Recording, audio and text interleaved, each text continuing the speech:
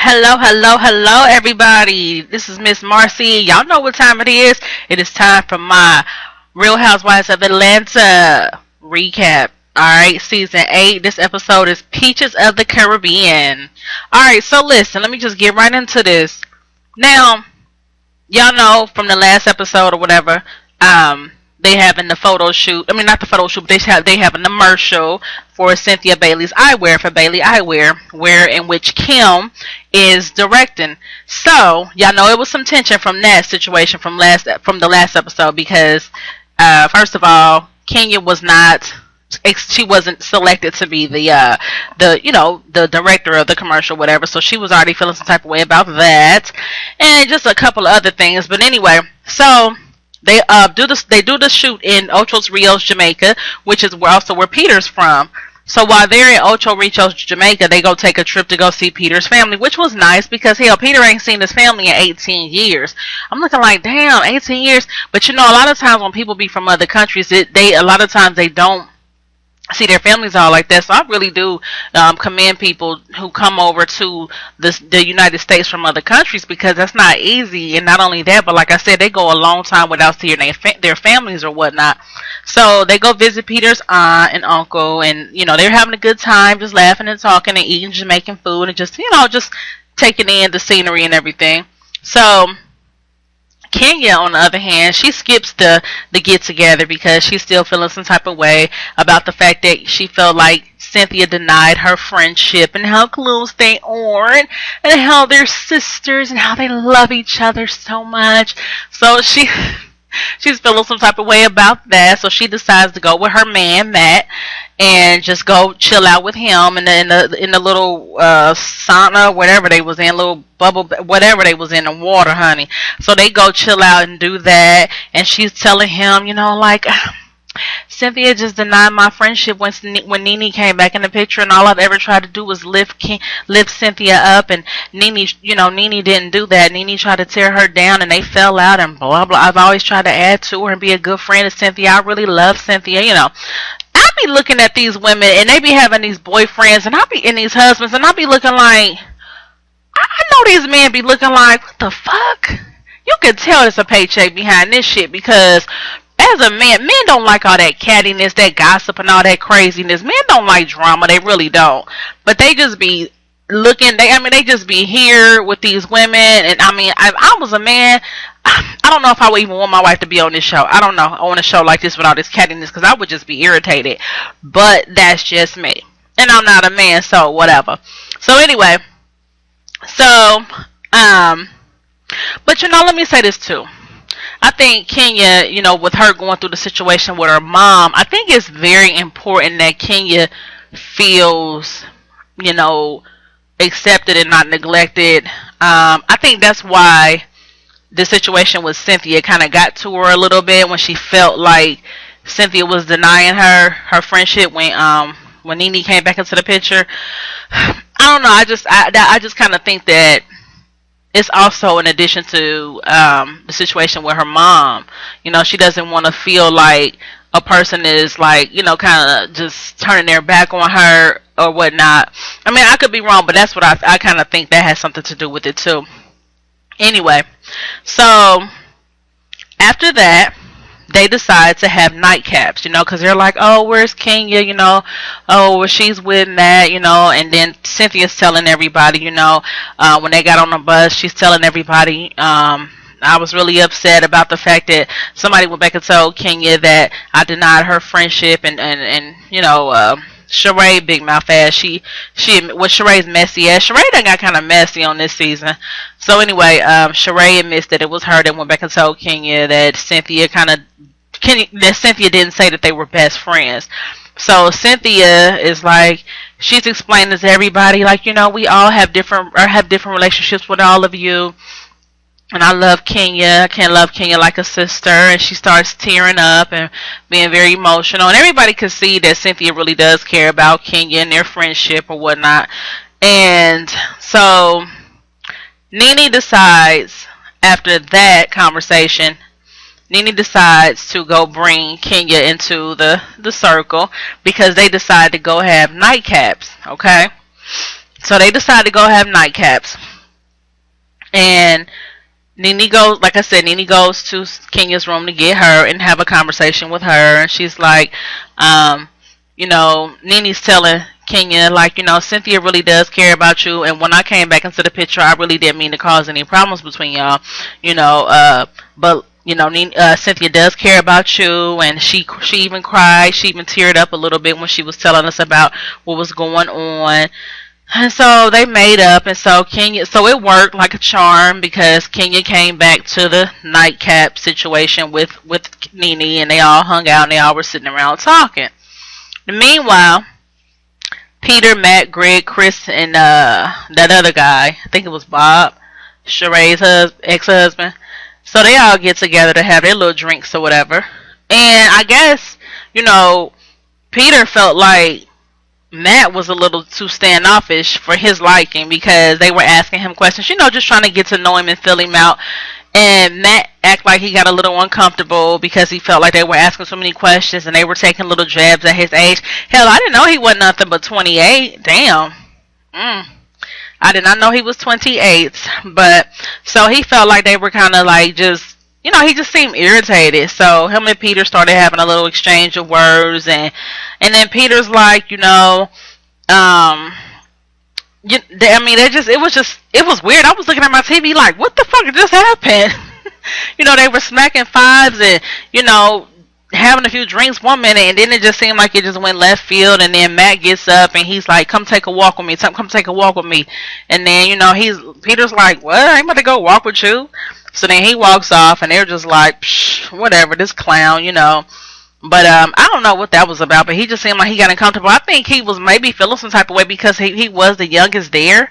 And I guess he felt like they were making him uncomfortable and making fun of his age or whatever. I don't know. But, so anyway, on the other end, all the girls are together. Kim's not there because Kim is, she has to go get in her producer mode. She has to get ready for the video, for the commercial shoot or whatever. Her husband was also not there. He had to go back and do something that he does, Broadway, dance, sing, or do something, whatever he does. So he had to leave early. He leave the trip early, whatever. So, you know how women do. They got to talk about the person that's not there to defend themselves. So now there had already been some shady remarks about Kim's husband before they even all got to Jamaica, when it was just not Jamaica, but when they were just all on the bus coming to do the shoot. Phaedra said something in her confession. I was like, Chris is a little sassy, and so they all just started talking about him while they're all together having nightcaps, and they're just talking about how, rumor has it that he's supposed to be gay. The name for him in the industry is Chrissy, and just going in basically. So Sheree and Cynthia is looking kind of uncomfortable. Cynthia especially because she's been cool with Kim. She's been nice to Kim. She let Kim do the video shoot, do the commercial shoot. So she don't feel right really talking about Kim while she's not there, especially about her husband. And Sheree's like, Sheree's kind of uncomfortable for the same reasons, like, damn, Kim's not here and we just going in on her husband, So they're just talking about him and he's supposed to be gay and So the next day they go do the shoot, but the girls are left behind, so they go later. But Kim and Kim and Cynthia and a few other people, they go to the shoot early. So while the other girls are on the bus and on the way to the shoot, Phaedra and Portia. First of all, let me say this. Phaedra and Portia, don't get me wrong, they got some badass bodies. But honey, I'm getting a little over them with these bathing suits and these showing off they booties and shit. I'm just getting irritated, especially with Portia's ass. Damn. My gosh. So anyway, they're on the bus. No, and how about Portia had a nerve to say Phaedra ain't wearing no drawers. Okay, that ain't nobody's damn business. Damn, Portia. Gosh. Anyway, so they're on the bus. They're on the bus to all go down there or whatever to the video shoot. Greg's sleeping, of course. Old people they got to take a nap.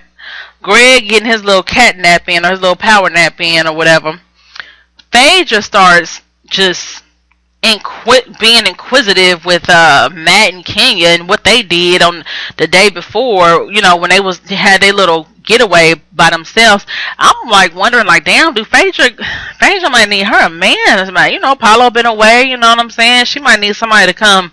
I don't know. Because she was certainly very interested in what's going on with Kenya and Matt. I mean, she was just talking all nasty. Phaedra a little freak, honey.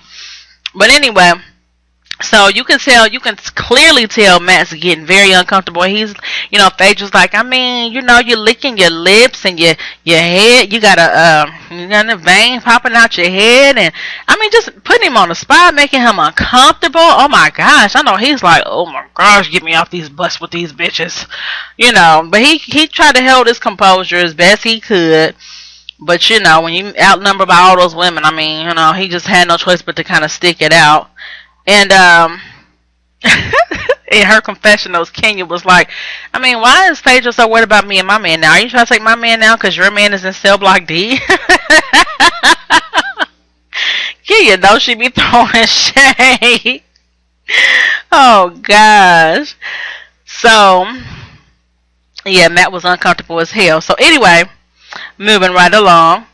So, they get to this, the thing or whatever, and Kenya sees her name is not on the list of the crew. So right there, she feels another jab. She feels slightly slighted by Kim once again.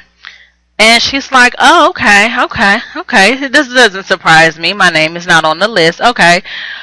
And I don't think it was done on purpose. I think maybe it was just done because, hell, she hasn't been... I mean, you know how it's been going with Kenya lately. She probably... Kim probably didn't even think Kim was going to be there.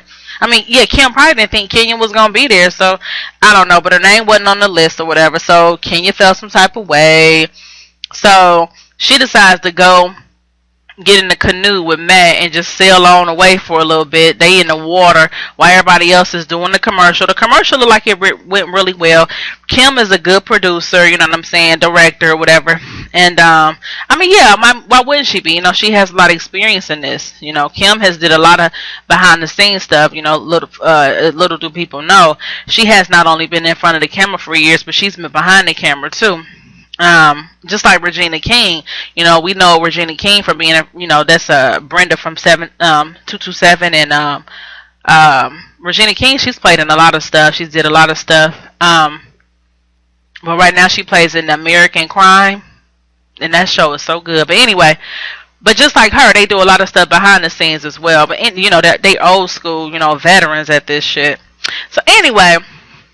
So while Matt and Kenya are, off to the side doing their thing, Matt tells Kenya that Peter and Greg made him a little uncomfortable, and that he felt like they was throwing shade about his age and stuff. But he threw a little shade too, because she asked him how did it go with the guys, and he said, I've only met nothing but women since I've been on this trip. Oh. Gotta love it. So anyway, he tells Kenya that he got a little aggressive with Peter, and he's like, maybe I shouldn't have did that. And Kenya's like, oh no, I don't ever want you to be that dude, So, okay. I don't know, something about Matt. I don't know. Did y'all hear Kenya's supposed to be pregnant by him? As a matter of fact, I'm like, But you know what? I thought she looked pregnant when I saw her on Watch What Happens Live. It was like, 2 weeks ago she was on there, and I'm like, damn, Kenya looked pregnant as fuck.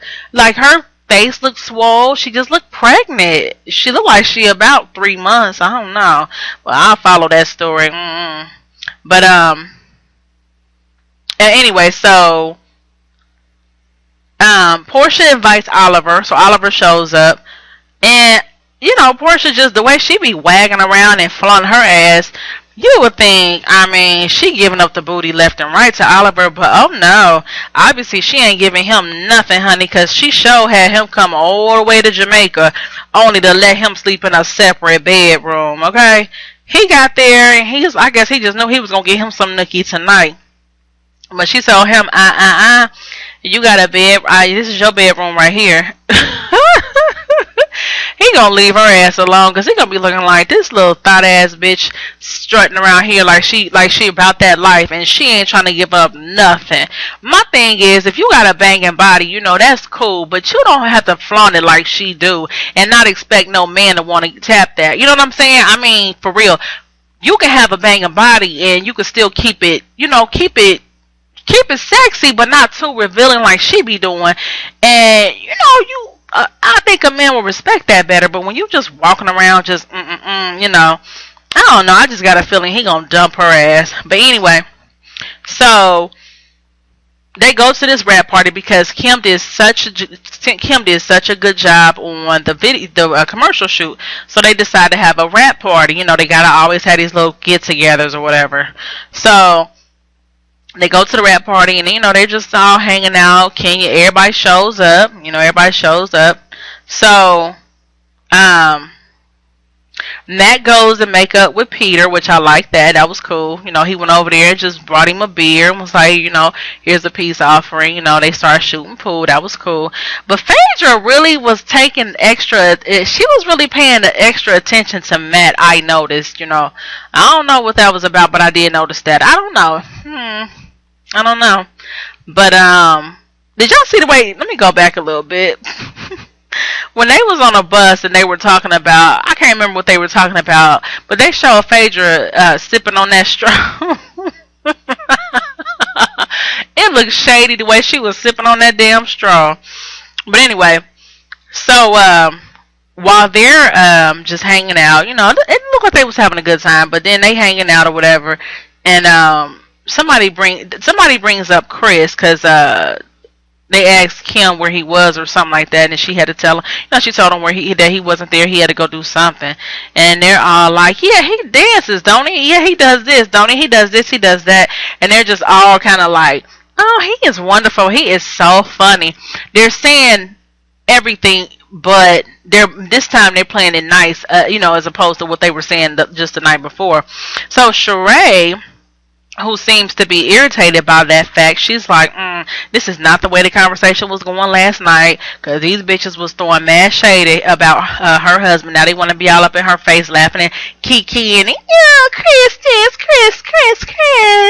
So Phaedra but Sheree decides to put a stop to that shit. She's like, honey, hoes, this is not how it went last night. Now we gonna keep it real. We gonna keep it a buck, okay?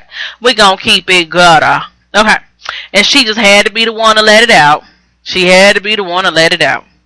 So she's like, well, you know, last night, Kim, there was some things that was said about your man. Yes, your man. She's like, yeah, there are some things that was said about your man. And, I'm going to be the one to let you know. There was some things said about him, saying that he was fruity or gay. And everybody like, oh, dun dun dun dun. Now, you know what? I felt like Sheree should have kept your motherfucking mouth shut, okay? That was not...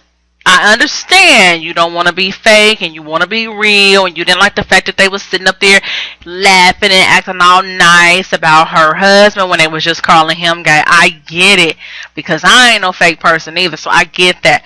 But, Sheree, darling, there is a time and there is a place for everything. There's a time and a place for everything. That was not the time nor the place. You sat up there and you spoiled Kim's moment. Not that she really gave a fuck about that moment, because, I mean, you know, she felt like, I mean, she was even humble about that. She's like, this is not even about me. This is Cynthia. This is about Cynthia. This is her night. Whatever. So, but still, the point was, you guys, they were there to celebrate and just have a good time. You gonna bring up something like that about somebody's husband?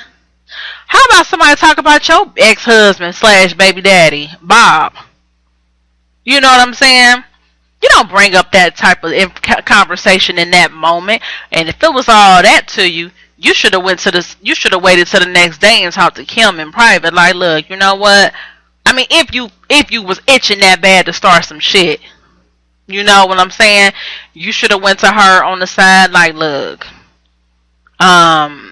Yeah, this is what I've been hearing about your husband. So, that was really all that happened, y'all. It really wasn't a whole lot to this episode, but ooh, I'm interested in the next episode though, cause I want to see how Kim gonna respond to this, cause that's just straight up shady. But I mean, I feel like this. Like I said, I can respect Sheree's. I can respect her attitude about it. Not want to be fake or whatever. But and like I said, if she definitely wanted Kim to know that, I would have just waited till the next day, or just wait till I had waited until I had a long time with her. If I really felt the need to let her know that it's being said that her husband is gay. Now, me personally, I wouldn't have said nothing to her unless she was a close friend of mine. If she was one of my homegirls, one of my goons, one of my bitches, one of my road dogs, yeah, I would have been like, girl, listen, they saying your husband gay. They saying that's been the word around the industry, and you my girl, and I think you should know that. You know what I'm saying? But if it's somebody I don't really know like that, I just know her because of she's an associate. I ain't saying nothing. That's for her to figure out if her man gay. And if she don't get a gay vibe from him, then who the hell am I to tell her man is so-called? They saying her man is allegedly gay. I mean, I ain't gonna lie. My personal opinion. Let me just say, he wouldn't get me wet and horny. He wouldn't do it. He wouldn't quite do it for me. But that's just me. And I'm going to end it there, y'all. So if y'all want to leave a comment, or if I left anything out, y'all drop it below. And thank y'all so much for tuning in. Until next time, this has been Miss Marcy. Peace.